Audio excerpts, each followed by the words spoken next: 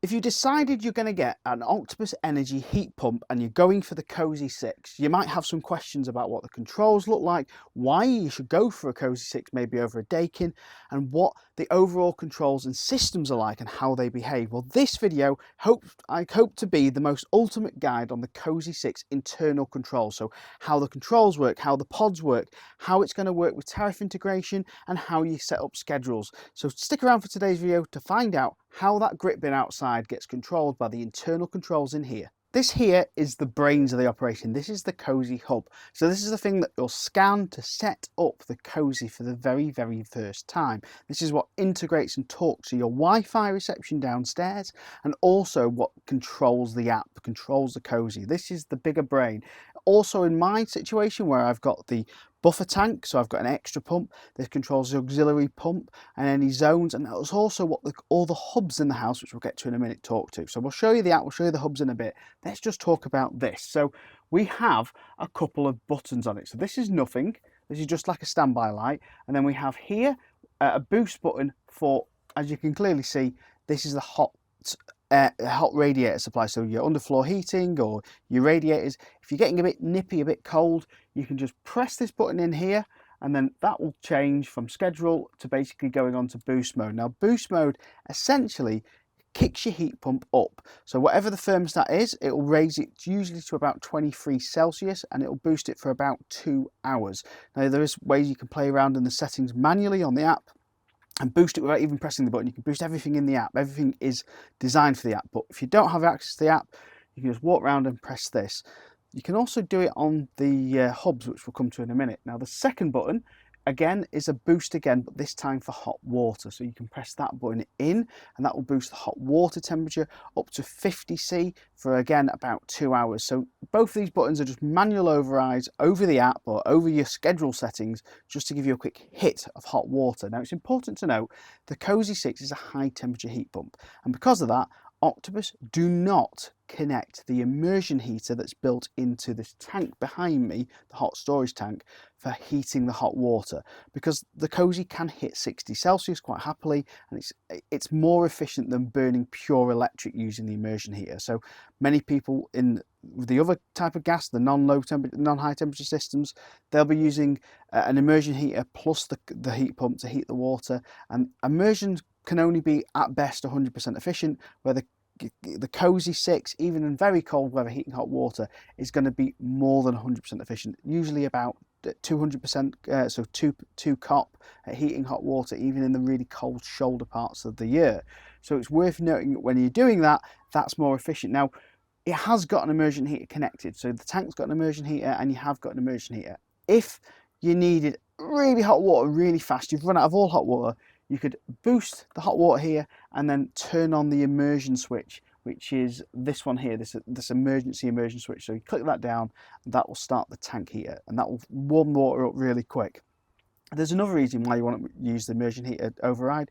You may have had a fault with the Cosy6. It might not be working, it might be broke, various reasons, you know, but basically you need emergency hot water. You just flick the switch and it'll turn the immersion heater on in the tank.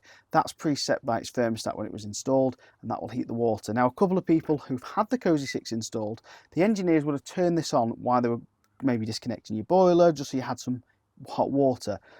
There is, I believe, some people who've had it left on or just assumed that it should be on, and that will be making your tank, your Cosy6, less efficient. So just make sure that immersion heater switch is turned off. It should be correctly labelled either on the switch or somewhere around the switch, around the side of it. So just make sure it's labelled up. And this second switch, that's just the power supply for the Cosy6. So that one always stays on. So that one always off, and this one always on. Next up, we have these are the Cosy Pods. Now, you only actually need one of these in your house, and it basically replaces what is traditionally your thermostat location. So this basically senses the temperature in your house, where your thermostat would normally go.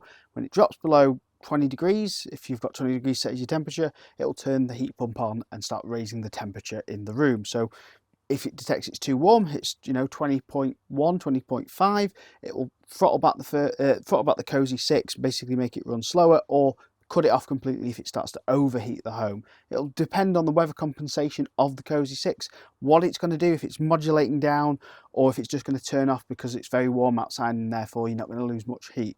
So they also have humidity sensors in them. Now, some Octopus install teams have only been installing one Cosy pod and leaving the other 3 with you. And there's a rumour going around that Octopus may eventually just sell one Cosy pod with the Cosy 6 and the additional ones will be extra. I do think that they should leave you at least 2, because if this breaks, you need a backup. Because this is the room sense temperature. Now, you can, in the app, if you've got all the other pods on, you can assign any of the Cosy pods to your primary, which basically means your heating. And if you have multiple zones, you will need more than one of these. But one zone, like most people, just one Cosy pod assigned to that one zone. The other thing to note is because you can't add your own Cosy pods, the engineer will have to do it at the time of install. You can basically press the installer setting up here in the hub, but I'm not going to tell you how to get in the engineer settings. That's very naughty. Although there is another thing that this does do in a minute, which the engineers will have to set up for you, because at the moment you can't do it in the customer app. Now I'm going to feed back to Octopus that the customers should be able to add their own Cosy pods, and instructions of how to do it and setup and stuff should be eventually built in the app. I mean, it's a relatively new heat pump. They are constantly developing that app and it has constantly changed since I've got it. Now it has got, like I said, humidity and temperature sensors. Now the way I understood what the Cosy pod does is not only will it feed for turning on the heat pump on and off, if you've got it in multiple rooms, it should feed all that data back to the Cosy Hub, so Octopus can analyse the way your home is heating up and losing heat, and maybe adjust and balance radiators during service intervals when they come and revisit. But it has got a boost button on it. Now this boost button, when I first got it, first pressed, only did the heating part of the circuit, and I fed back to Octopus that what you should be able to do is be able to press it and also have it maybe one outside your bathroom. Don't have it in your bathroom, by the way. Humidity sensor doesn't like it, but you should be able to have one outside your bathroom, and if you're going to need some extra hot water because you're having extra showers or whatever, you should just be able to press it and boost the hot water. Now one thing that Cosy doesn't have, which the Dakin systems do have, and I actually find it a slight annoyance on the Cosy 6, is there's no digital display. None.